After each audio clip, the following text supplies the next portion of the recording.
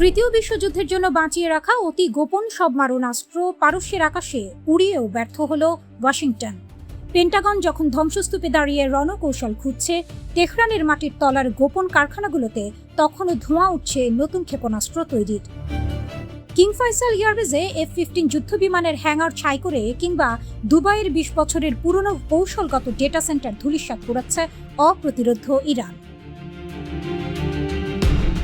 American military industrial complex যে অস্ত্রগুলোকে সংরক্ষিত রেখেছিল যে কোনো সম্ভাব্য তৃতীয় বিশ্বযুদ্ধের শেষ চাল হিসেবে, সেই সমস্ত আধুনিক সমরাস্ত্রকে একে একে পারস্যের রণক্ষেত্রে নামিয়েছিলেন ডোনাল্ড ট্রাম্প। মার্কিন ছক ছিল সপ্তাহ খানেকের মধ্যে ইরানের সশস্ত্র বাহিনীকে পঙ্গু করে দেয়া, কিন্তু রণক্ষেত্রের বাস্তবতা ওয়াশিংটনের সেই ঔদ্ধত্যকে ধূলিসাৎ করে দিয়েছে। জর্ডানের ঘাঁটিতে প্রলয়।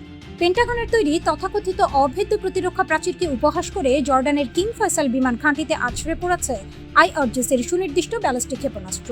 স্যাটেলাইট চিত্রে উন্মোচিত হয়েছে সেই ভয়াবহ দৃশ্য। হ্যাঙ্গার ও F-15 ধ্বংস।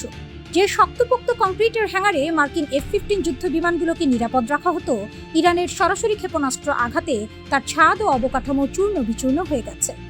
ড্রোন ও হেলিকপ্টার পঙ্গু।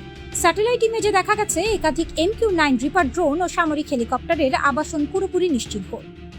সুরক্ষিত ঘাঁটির মিথ চূর্ণ। বিমান আকাশে ওড়ার আগেই মাটির বুকে সেগুলোকে ধ্বংস করে দেওয়ার এই প্রযুক্তিগত সক্ষমতা প্রমাণ করেছে পেন্টাগন আর কোনো ঘাঁটিতেই নিরাপদ নয়। দুবাই ও বাহরাইনের মার্কিন প্রযুক্তি সাম্রাজ্যে ধস। ইরানের সামরিক বাহিনীর মুখপাত্র ব্রিগেডিয়ার জেনারেল আবুল ফজল শেখারচি বিশ্বকে চমকে দিয়ে জানিয়েছেন এক বিস্ফোরক তথ্য। UAE এর মাটিতে বিগত 2 দশক ধরে মার্কিন, ইসরায়েলি ও ইউরোপীয় গোয়েন্দাদের অর্থায়নে গড়ে তোলা সুবিশাল আঞ্চলিক ডেটা সেন্টার সম্পূর্ণ গুড়িয়ে দিয়েছে ইরানের মিসাইল বহর। বাহরাইন ও দুবাইয়ে অবস্থিত যেসব ডেটা সেন্টার ও প্রযুক্তির ওপর ভর করে ওয়াশিংটন পুরো মধ্যপ্রাচ্যে তাদের নজরদারি চালাতো, সেগুলোর পতন ঘটিয়ে পেন্টাগনের পুরো গোয়েন্দা চোখ অন্ধ করে দিয়েছে তেহরান। ওয়াশিংটন ভেবেছিল লাগাতার বোমাবর্ষণে ইরানের মিসাইল ভান্ডার খালি হয়ে যাবে, কিন্তু জেনারেল শেখারচির সাফ বার্তা, 40 দিনের যুদ্ধে আমাদের ক্ষেপণাস্ত্র উৎপাদন 1 সেকেন্ডের জন্য থামেনি। ভূগর্ভস্থ যেসব সুড়ঙ্গ ও গোপন কারখানায় ইরান তাদের রণসম্ভার তৈরি করে, বহু বিলিয়ন ডলারের মার্কিন গোয়েন্দা নেটওয়ার্ক আজও সেগুলোর অবস্থান শনাক্ত করতে ব্যর্থ। শত্রু যখন ভাবছিল পারস্যের হাত খালি, ঠিক তখনই নতুন মিসাইলের চালানে নিজেদের কৌশলগত ভান্ডার আরও দ্বিগুণ শক্তিশালী করে নিয়েছে ইসলামিক রিপাবলিক। হোয়াইট হাউস থেকে ট্রাম্প হুমকি দিয়েছিলেন, হরমুজ প্রণালীতে মার্কিন বা বাণিজ্যিক জাহাজে হামলা হলে ইরানের বিদ্যুৎ কেন্দ্র ও সেতু উড়িয়ে দেওয়া হবে, কিন্তু পারস্যের নায়করা এই ফাঁকা হুমকিতে পিছু হটার পাত্র নয়।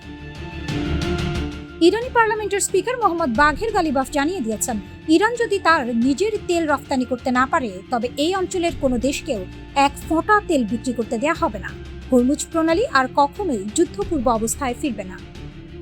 একই সাথে তেহরানের মূল সামরিক নির্দেশক স্পষ্ট সতর্কবার্তা দিয়েছে, যে কোনো দেশ যদি আমেরিকান বাহিনীকে ঘাঁটি বা লজিস্টিক সহায়তা দেয়, তবে সেই দেশকে সরাসরি যুদ্ধের বৈধ লক্ষ্যবস্তু হিসেবে চিহ্নিত করে মাটির সাথে মিশিয়ে দেওয়া হবে।